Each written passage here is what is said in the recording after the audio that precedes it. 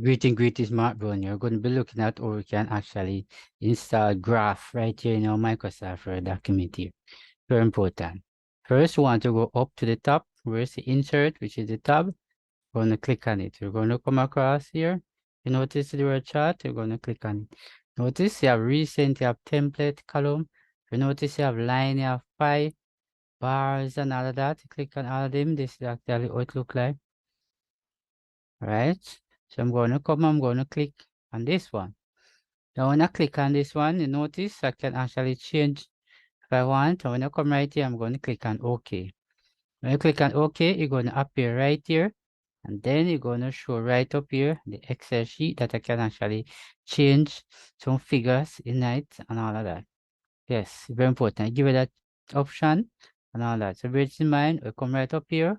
Where you see the here. And there you go. You notice right up here. Give me the Excel option right here.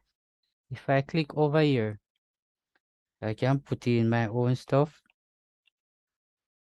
Just like that. Let me do that again.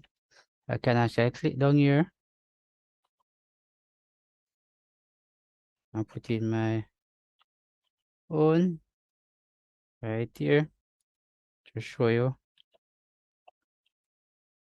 And then put in right here the next one. Alright, so notice I can actually even come right here. I can actually change the name of these two. And I can say shop up here. Right, very important right there. When I finish, I can come right here. Can actually close the Excel sheet.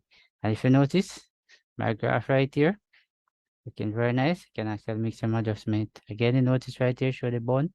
Right over here, so notice show the sugar. And the rice over here. Very important.